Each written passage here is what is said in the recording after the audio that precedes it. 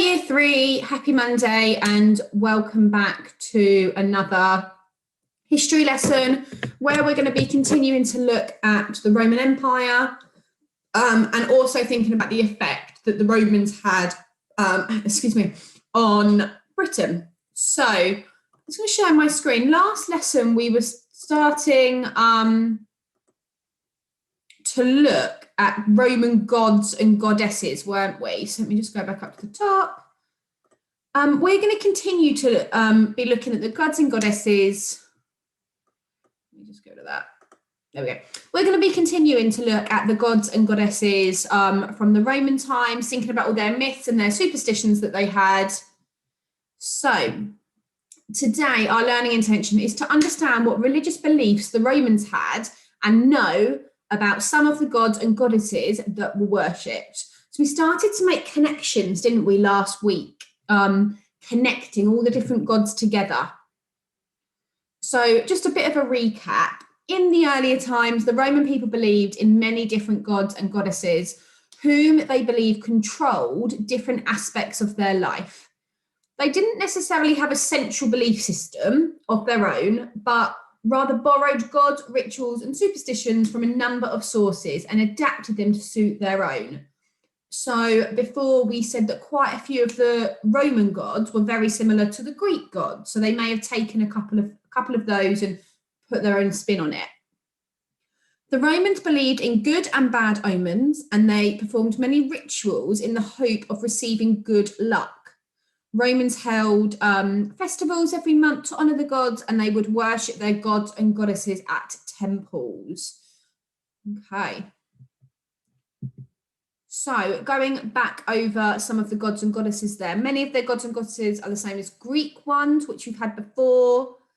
They make things very confusing, and we're going to have a look at the more popular Roman gods and goddesses. And if they sound familiar, the table on the following slide might help us to recognise them a little bit more.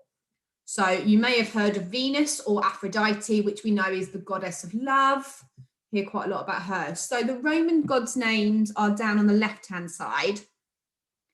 So for example, the Roman god Jupiter, in the Greek, that was Zeus. So that might kind of, if you've watched the film Hercules, you might think, oh, well, that's pretty the same for the Greeks, isn't it? Or Hades in the Greeks is Pluto in Roman gods. Apollo's the same.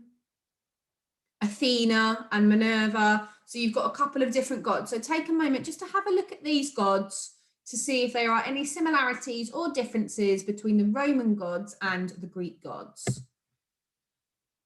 Okay, so we know that most of the gods and goddesses were related to each other.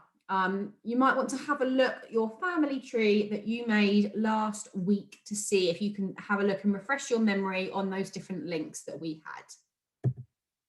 Okay, we're going to have another closer look now at some of the Roman gods. So Saturn was the first king of the gods. When he died, the world was split between his 3 sons. Neptune ruled the seas, Pluto the underworld, and Jupiter the skies and heavens.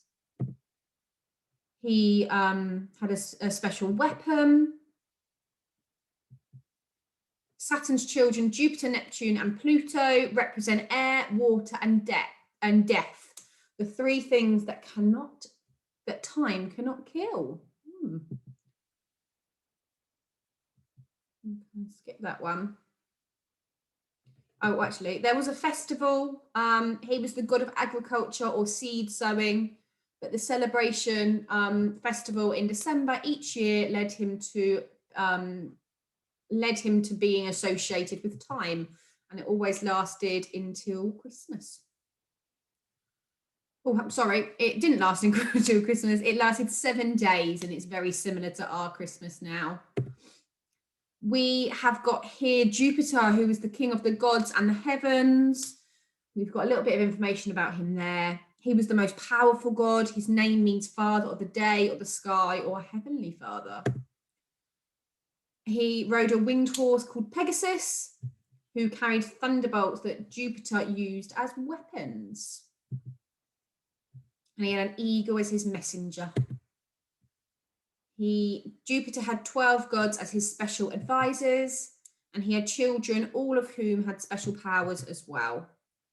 He could shapeshift, make his body look like something else, for example, an animal. We then had Queen of the Gods, and she was beloved goddess of marriage, worshipped as a housewife, mother, and matron. We looked at her a little bit last time.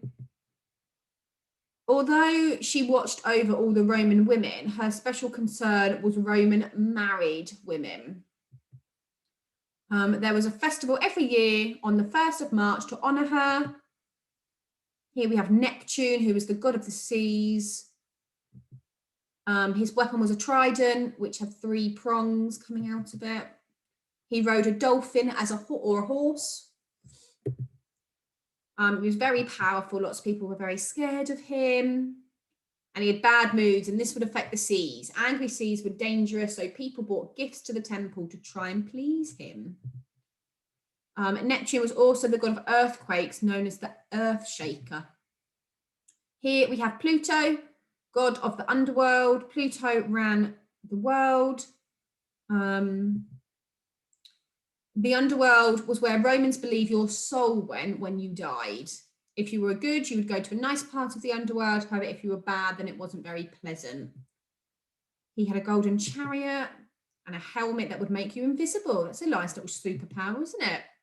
He had a 3-headed dog.